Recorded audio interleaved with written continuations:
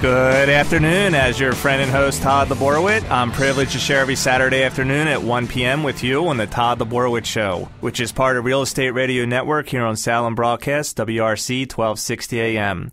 The Todd Laborwit Show is a real-time real estate radio with a network of local real estate professionals dedicated to educating you, empowering you, and inspiring you to achieve financial independence. You can always reach me with your personal questions by jumping online and visiting toddlaborwit.com. That's toddlaborwit.com. Or you can call me off air at 301-467-8444. That number again is 301-467-8444. And yes, I'm a state and federally licensed mortgage planner, NMLS number 131497. We do have a great show for you today. In the studio with me right now is Jim Musgrave from Research Financial Strategies to help me kick the show off today. Also, Ellie Vandergriff. She has been our videographer and editor since the show has started, and she's done a wonderful job. If you check out the website, you can take a look at the work that she's done of our previous guests, and today is going to be her last day. She's actually going to college. So I wanted to say thank you, Ellie, and welcome for being in the studio and taking part of this today. Oh, thanks for having me on the show. It's about time we had you on the show. So what's the one big takeaway from the show that you feel that you experienced for being our intern? I think I've just learned how it kind of works to be in an actual job situation. This is kind of my first real job. You know, I've done babysitting and other things like that, but it's really helped me see how it works in the real world to be doing a real job, a real radio show, something like that. Very cool.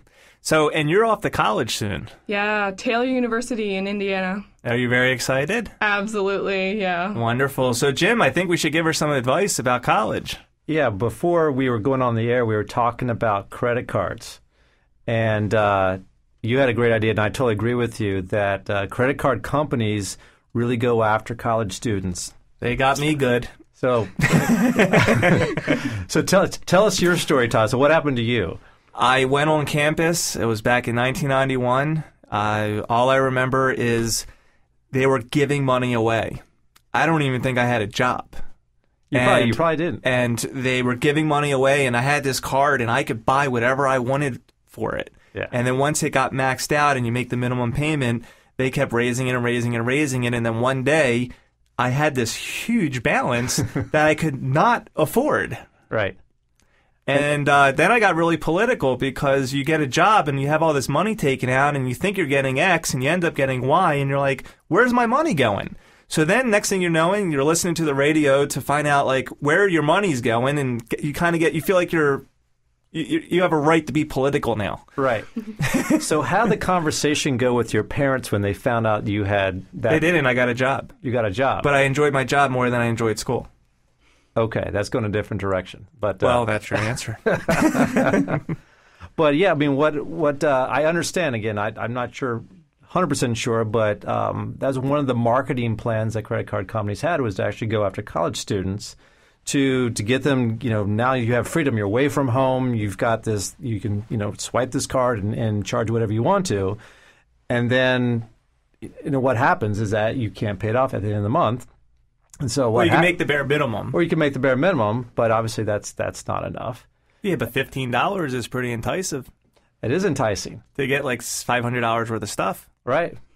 So they're very willing to give a college student a card, but what happens is that, okay, now they run up the bills. Well, ultimately the parents are probably going to come in and pay for it. So once you get out of college, you may not be as easy to get a credit card as it was when you were in college. So it's again just a good life lesson to learn. Is just I guess the lesson is don't get one of those credit cards at college, or if you do, literally pay it off every single month, because it is a dangerous thing. But it was a good lesson that you learned about credit. And yeah. So that was a good life. I got all the way up to $12,500 back in 1995. Wow. Yeah. Yeah. So, but that was a lesson that has affected the way you spend your money today, and you obviously you're a lot more responsible now as an adult in the real world, and now you will probably never do that again. No. But the hopefully people out there listening will not make the mistake in the first place. So what's your takeaway with that, Ellie? Yeah, that's good advice because if you offer a bunch of free stuff, people are going to look at that and not the long-term effects of something that is being offered. Yeah. Yeah. You think she's going to get a credit card? I don't think so. I think Ellie's pretty smart. I agree with you. I think she's pretty smart. Okay. I think she's going to do all right. But she has to have money, so what would you recommend? I noticed today that there's a thing where you can, at the bank, for $5 a month, you can get a card, and the parents can put money on it that you need, and you do what you have to, and you can't, like, overcharge or go in the hole or anything. Yeah, and I think American Express has something like that, too. I mean, I think debit card would be the way to go. Yeah, that's I disagree with debit cards. Okay. One, there's a limit. Yep. Okay. Two, if your credit card gets stolen, it's not like they reimburse you. It's not like you can challenge anything. Plus, I told someone this story the other day. When I was back in California, and I lived there for a couple months, and I was in my 20s, I went and charged something for like $3, saying, I wonder if I have money. Charged it. Ended up going back, saying, oh my God, I got more money. I went back, charged it. And I went back in, and I went to the bank. I said, why do I have $500 in fees? They're like, oh, you're allowed to charge $200 under your balance. And every time I got charged something for $3, I got hit with a $35 fee charge. Oh, no.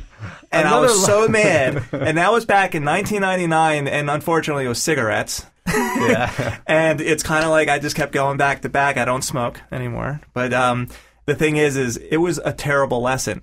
I will not use debit cards. And then another time, a lesson was I went in to buy a couple suits, and I put on all the suits. I had them all tailored. Everything was ready to go. And I go to pay for it, knowing the money was in the account. They said, your card doesn't go through.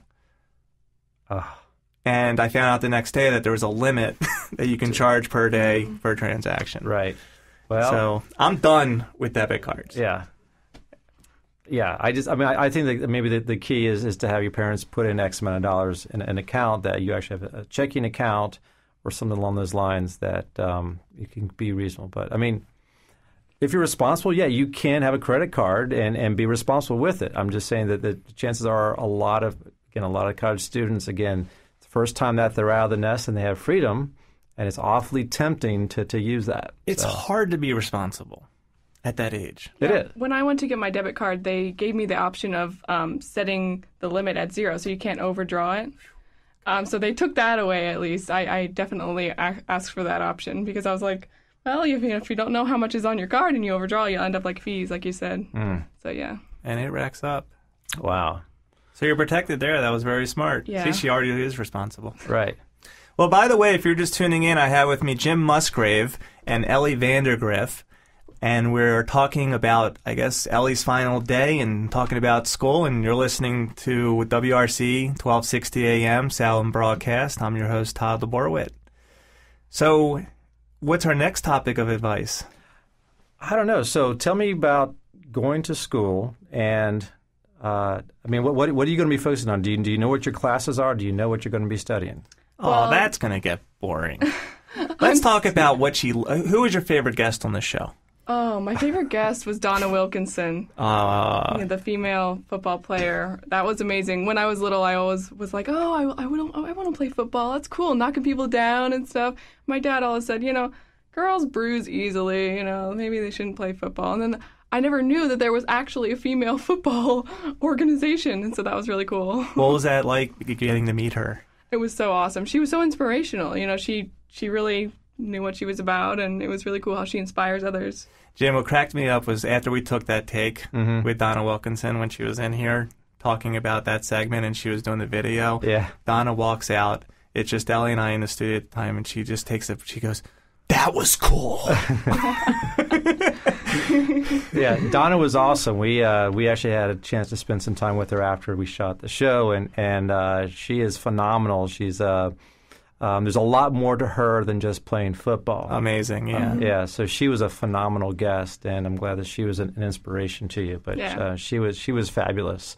And what I learned from her, I believe there are 3 female football leagues across the country. There's like 100 teams across the country, which I was not aware of that. Yeah, I had no idea either. So, but she really, it was really cool just talking to her about football. She knows a hell of a lot more than I do. So. What I love about it is the next week or 2 weeks later, Ellie comes in and she changed her hair color to blue, and now it's green.